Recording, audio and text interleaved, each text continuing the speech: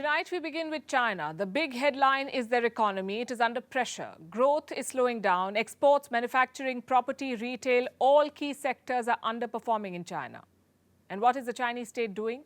It is blaming the West for all of it. Listen to this. As you know, some in the West are hyping up the so-called cutting reliance and de-risking. These two concepts, to a certain extent, are a false proposition. De-risking is a false proposition, he says. Li Qiang is attacking the West. He's the Chinese premier. And he says the West is pushing the agenda of decoupling. That's the plan to move away from Chinese factories, the plan to develop alternative supply chains. The world is working on it, and of course, Beijing doesn't like it. Li was speaking to international investors, and it sounded like a desperate attempt to win them back. But this is just the facade. Behind the scenes, China is pressing the panic button. Emergency interventions have been ordered. Crackdowns have begun. As the numbers paint a dismal picture, China is trying to take control of the narrative. Let me show you the latest. There was a sell-off today.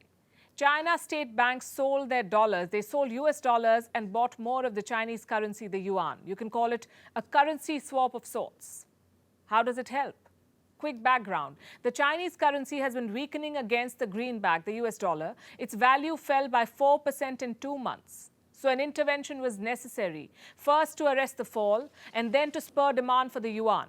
And that's the reason why Chinese banks have intervened. They exchanged their dollars for the yuan. China's central bank has also pitched in.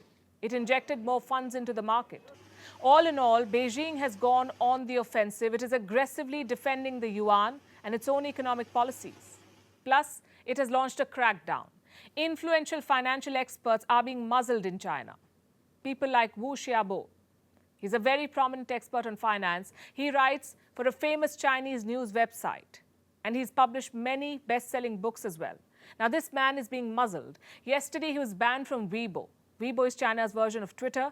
Wu had almost 5 million followers on this platform. And now he's been banned, and his recent posts have been deleted. Now, we cannot pinpoint on the exact trigger for the ban, but we can tell you that Wu's suspension is part of a bigger crackdown.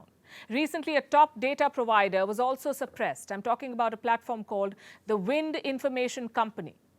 What did they do? They published data on Chinese markets. Investors outside China relied on this platform to make their bets. But suddenly, Beijing has cut off access, so overseas clients could not get data from this company. The clients began looking for alternatives. They turned to experts like Wu for insights on the Chinese economy. They wanted to understand what's going on in China. And now Beijing is going after these experts too. This is a clear signal. China wants to control the messaging. It does not want any bad news to go out.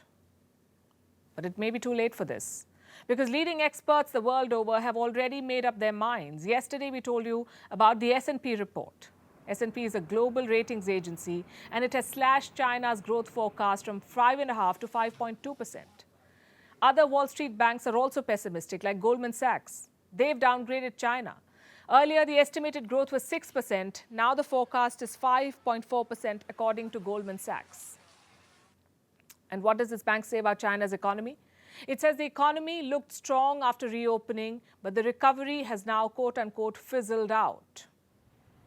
Calls for a stimulus are intensifying in China. Experts say Beijing should pump money into the economy to revive it. And these are not just outside experts. These are also people who work for the Chinese state. People like Ning Jizhe. He's a senior official and a member of a top political advisory authority. Let me quote from what he said. It is better to introduce measures sooner rather than later. The question is Beijing listening?